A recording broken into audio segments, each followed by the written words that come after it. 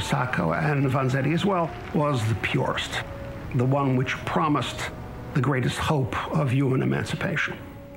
Di fronte a difficoltà reali di lavoro, di retribuzioni molto magre, di orari di lavoro massacranti, incominciano a organizzarsi gli immigrati, non solo gli italiani, incominciano a formare dei circoli che ospitano delle esigenze sindacali, appunto. There were a wide range of people who thought that some structural change was absolutely necessary, not only in this country, but throughout the world. And the anarchists were just the extreme version of that. Vanzetti had no personal life, he had no wife, he had no girlfriend. And in a sense, he embraces anarchism as if it is, a new focal point, a love interest in his life.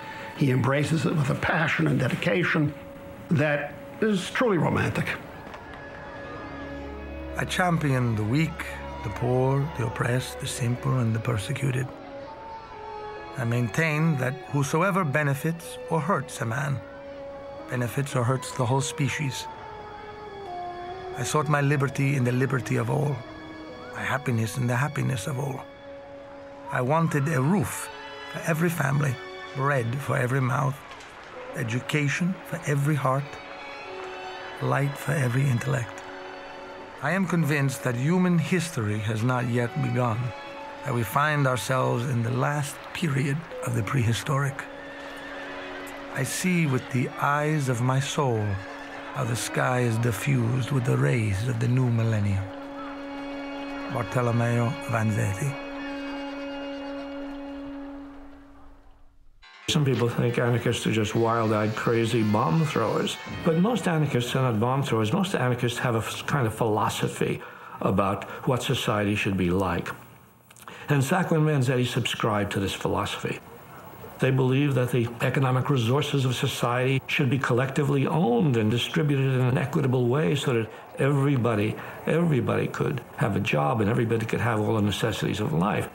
They were opposed to government, to the state. They felt that the state was oppressive. They felt that the state was on the side of the rich. There's been concern about immigrants in this country from various quarters for decades before World War I, and World War I just heightens concern about immigrants. Within literally a week of American entry into the war in April of 1917, acts of political repression aimed against radicals begins. Now will continue with increasing severity throughout the rest of the war, culminating in the Red Scare of 1919-1920. There was this widespread belief that because of the revolution in Russia, that revolution was threatening everywhere. In reality, the possibility of a social revolution in the United States was not even remote, it was absolutely non-existent. Nevertheless, the fear of the Reds is all pervasive in American society, and it's a time when you can use the Red Scare as the pretext to suppress the people you don't want at liberty. You can sweep them up, and they did by the thousands. No warrants, no trial, no nothing, just grab them, keep them locked up somewhere. They're beaten, they're intimidated, their printing presses are destroyed, their property is confiscated. The Bill of Rights and the Constitution are simply torn up during this Red Scare. These people got no trial. These people got no hearing. They were simply picked up. 500 people were chained together and marched through the streets of Boston and then deported. This is the kind of thing that was happening. Sacco and Vanzetti were followers of Luigi Galleani. Luigi Galleani was probably the leading Italian anarchist in this country. For the most part, in the early years, Luigi Galleani and the Galleanisti involved themselves in labor actions and in strikes. During World War I, a number of them ended up in Mexico. They left the United States to avoid the draft, but also because Galleani had advised them to leave the country and to group together. A number of them, including Sacco and Vanzetti, tried to live communally in Mexico. It was actually very difficult. But one thing that did come out of their time in Mexico was a rededication to activism and to acts of violence. Galleani was a militant revolutionary who believed in bombs, assassinations, you name it. Everything was good if it was against the state. Now, even though it may appear contradictory, they were always able to rationalize this by the belief that the violence perpetrated by the state, the exploitation suffered by the working class, was infinitely worse than anything they could do. You know, there's not a great deal that's known for certain about how much, to what extent the Gallianisti were involved in bombings in this country. But it's fairly certain that the series of bombs that were attempted to be delivered through the mail in 1919 were the work of the Gallianisti. And then there was another set of bombs that were hand-delivered, and it's fairly certain that that was the work of the Gallianisti. The question has emerged, were Sacco and Vanzetti, who were part of this Gallianisti movement, were they in any way connected to this? Now, they are not the inner core, as were some of their comrades. But if nothing else, they knew what was going on. They were in places where Gallianisti were talking about committing these acts of violence, but there was nothing that ever actually traced them to these individual acts of violence. These are not indiscriminate bombings. Nobody is chucking a bomb into a cafe or a theater. If you look at the people to whom bombs were sent through the mail, every individual was somebody involved in the persecution of anarchists and workers. And a bomb was exploded at the house of the Attorney General Palmer, what we would call today a terrorist act. And the problem with terrorist acts is not only that they're terrible in themselves, but the reaction to terrorist acts is usually that the government does not know who the terrorists are, but they will simply go into a panic and begin arresting everybody in sight who might possibly conceivably be a terrorist. In the effort to apprehend the perpetrator of these bombings, various clues emerged, particularly a leaflet that was left at the scene of Palmer's house and other bombing sites, which was called Plain Words. The powers that be make no secret of their will to stop, here in America, the worldwide spread of revolution. The powers that be must reckon that they will have to accept the fight they have provoked. There will have to be bloodshed. There will have to be murder. We will destroy to rid the world of your tyrannical institutions. Long live a social revolution. Down with tyranny. The anarchist fighters. And the suspicion was immediately that the Gallianisti are responsible. And at that point, they tracked down this leaflet to this print shop in Brooklyn, where Salcedo and Elia work, and they are apprehended. Now, they are not formally under arrest. They are simply held almost incommunicado. Salcedo is kept in FBI offices on the 14th floor of the Park Row building, was not allowed to call out to anybody, family, friends, lawyer, was questioned, and according to a fellow prisoner, was beaten. And then during the 8th week of his imprisonment, May 3rd, 1920, the body of Salcedo was smashed to a pulp, was found on the pavement near the Park Row building. The FBI announced that he had committed suicide by jumping from the 14th floor window of the room in which they'd kept him. The Gallianisti are in a panic. What do we do? Vanzetti was dispatched from Boston, because he was the only one who didn't have a steady job, to talk to Carlo Tresca. Carlo Tresca was the anarchist in New York who was not part of the Galliani movement, but was the anarchist and the man with all kinds of connections with lawyers and politicians, American Civil Liberties Union. He was the man who you went to in time of trouble. His advice to Vanzetti was, go back, tell the comrades, stay low, and above all, try to hide any incriminating evidence, particularly literature. Si comincia di notte a avvisare gli amici, i compagni, i lavoratori, che la repressione dura è in corso.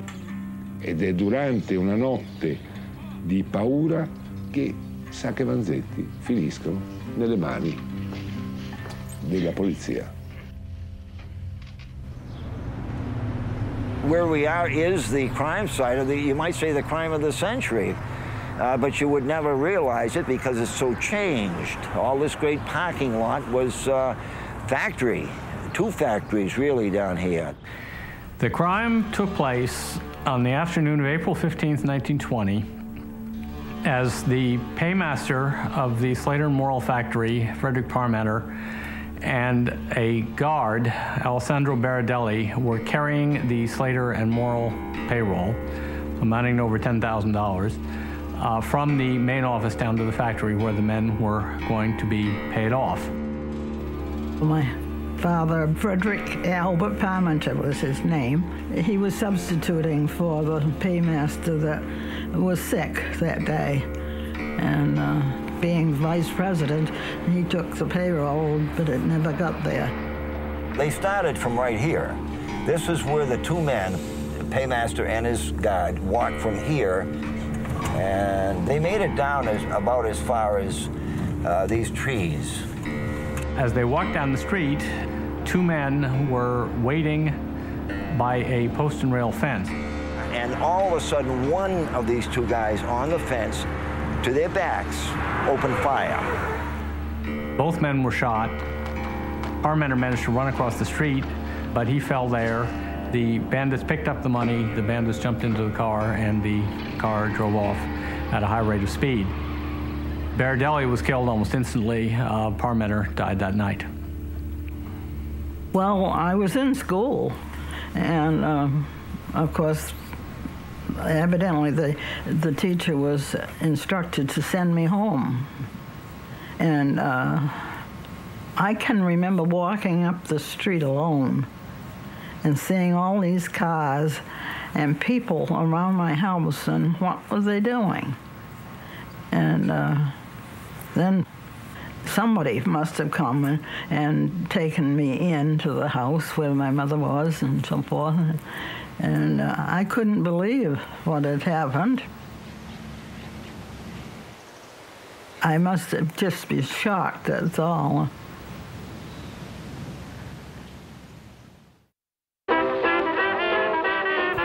There's an attempted robbery in Bridgewater on Christmas Eve in 1919. There's a robbery in South Braintree in April of 1920, and there's a local police chief in Bridgewater, Michael Stewart, who makes an attempt to put these robberies together with his pursuit of Reds and radicals. He's a local arm of the Red Scare, essentially. He's on the trail of a Gallianistan named Kawachi, who was scheduled for deportation. He was actually scheduled to be deported the day of the South Braintree robbery. And Stewart shows up at his house, and Kawachi looks suspicious to him. He has a roommate named Boda, actually Maria Buda, who has a car that's being repaired at a local shop. And Stewart decides that he's happened upon the men who were responsible for the robberies. 4 men show up to pick up the car in May of 1920, Mario Buda, Orciani, and Sacco and Vanzetti. And the only 2 who are picked up are Sacco and Vanzetti. They're picked up in a streetcar on their way home. It was discovered each was armed, and the policeman was quite suspicious of that. He was afraid they were making false moves. In any case, Sacco was discovered to have a loaded pistol with 23 extra bullets. Vanzetti had a revolver with no extra bullets, although it was fully loaded, but with some shotgun shells, which is also very, very suspicious. And with that, Sacco and Vanzetti had to face the music. My earliest childhood recollection was when I was about 4 or 5, and I remember my father and his friends talking very slowly about Sacco and Vanzetti. I remember the names. To this day, I remember them talking about Sacco and Vanzetti, and I didn't know what they were talking about, but I knew it was something terribly serious. And as I painted it years later, I remembered the sensations and the terrible feeling that I picked up from my parents about Sacco and Vanzetti. I can imagine not so much the fear, but the confusion of the arrest.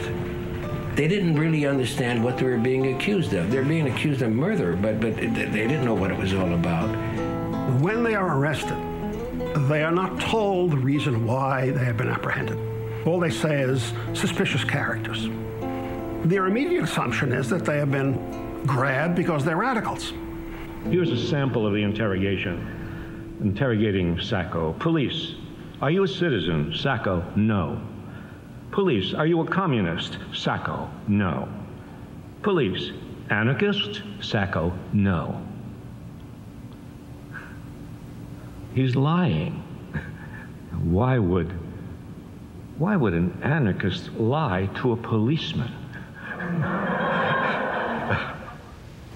Quando sono nel comando di polizia hanno paura. Il loro sentimento è preoccupazione, paura.